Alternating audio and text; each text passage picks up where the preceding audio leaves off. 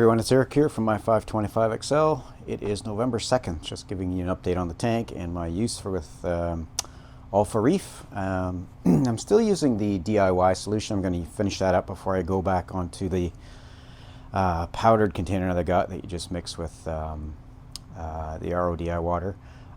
So the DIY is 4 parts you got to add together, but it gives you the same as the single dose that you buy in the stores and the liquid. So I still have a bit more to use up on that. I did increase the amount of biomagnesium that I put in because I like my magnesium a little higher in the tank. Just I find the corals respond a little better, so I'm between 1450 and 1500 on average. The corals themselves are doing pretty good. You can see I got a little bit of cleaning doing the glass, but the torch coral in the back seems to be okay. Not as happy as he normally is. Usually more extended than that, but it's just early in the morning. The lights just go on at 11. So Duncan is doing really well, full as ever. I'll ask a question. Maybe you guys know, should I be fragging this off? Is this going to cause any problems? I'm just letting it grow. So it seems to be happy. I know the heads are really coming close together, but I don't know. I haven't seen anything adverse happen yet. So let me know your thoughts. The green hairy tip mushrooms, I'm getting all over the place. Not all over the place, but I got quite a few hits going now. So there's one there. This is what I originally started with on this rock. It's kind of spread over a little bit onto this side. And I got some in the back. Flame Angel's a little angry with me. And then I got some over here too. So I'm gonna probably just give some out. I don't need all of these, and I don't want my tank completely absorbed with it either. So GSP's hanging around, just branching out, looking for somewhere to attach, which is fine. I don't want it on the back of my wall, so I'm quite happy with it on the rock. Florida Recordia is doing okay. Again, the lights just went on, so we're not seeing a lot of, not much to see right now. It's still getting acclimated for the morning. Got the ACAN there. He seems to be doing okay. It looks like a blemish on the side. It's hard to tell. I don't know if a fish nipped at it or anyway, I'll have to keep an eye on it. Green leather is doing great, sprouting up. I'm going to start trimming that back so it doesn't end up like that guy there, the finger leather coral, which I need to trim down. If I had a dime for every time I said that, I'd be rich. So I need to do that this weekend.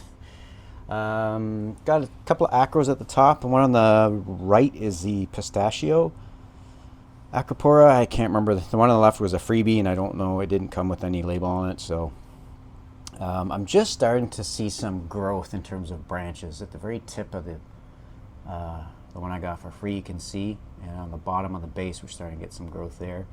The one on the right, the pistachio, is really encrusted over the rock quite a bit, so it's gone over the plug and onto the rock, which is kind of cool. So yeah, those seem to be okay, but those are slow growers anyway. Zoas are doing okay. The one on the bottom, I can't remember if that's the scrambled egg or the rasta. It seems to be growing a little faster than this guy. I think I lost a couple of heads on there, so one's growing back at the very top, and the other two are just as they are. The Eagle's Eye Zoa up there is doing great. It's encrusted completely over the seashell I put it on, a conch shell, so that's pretty cool.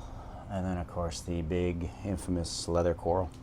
The fish themselves are doing great. No issues there, no recent casualties. I'm going to add a yellow watchman goby probably this weekend.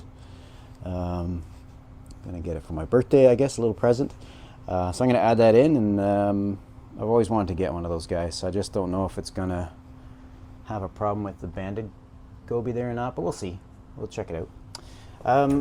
Down below, not a lot has changed. Well, nothing's changed. Still using the carbon reactor with the media in there. I got to change out. It's like a little pink. I reduced the amount that I kept in there. I found I couldn't quite tell when it was being absorbed when the container was full, so I'll just do it as I need it. The torque, nice torque back there, I was running with the carbon in there for a little while because I stirred up the sand bed, so I just want to make sure everything got purified. So it's off right now. And then the Nias Quantum Skimmer, working great as usual. It started not overflowing, but it was really creating a, yeah, I guess it overflowed actually. So my sensor on the top here tripped, and which is fine, that's what it's for. But it seems to have calmed back down now. I don't know what caused it to go a little crazy. Nothing changed in the tank, but I get that once in a while. Other than that, got to clean out my check valve. I like to do that every once in a while. I do test it, so I'll kill the power to the pump to make sure it does close, but I want to clean it off. You can kind of see some gunk in there, so it's the last thing I want to not work properly.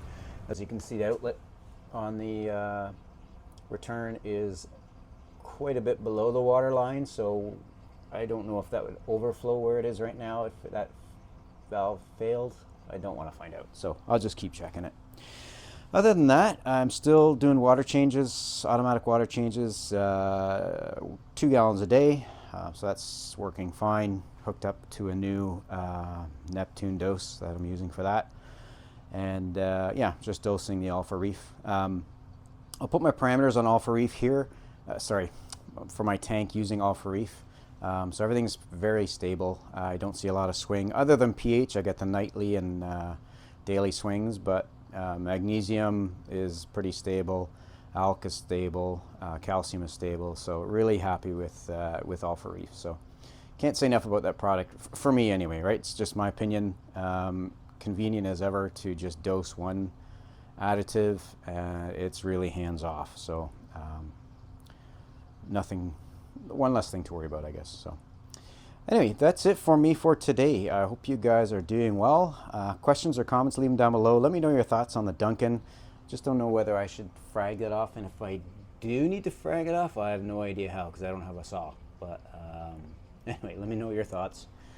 Until we talk again, stay safe and happy reefing.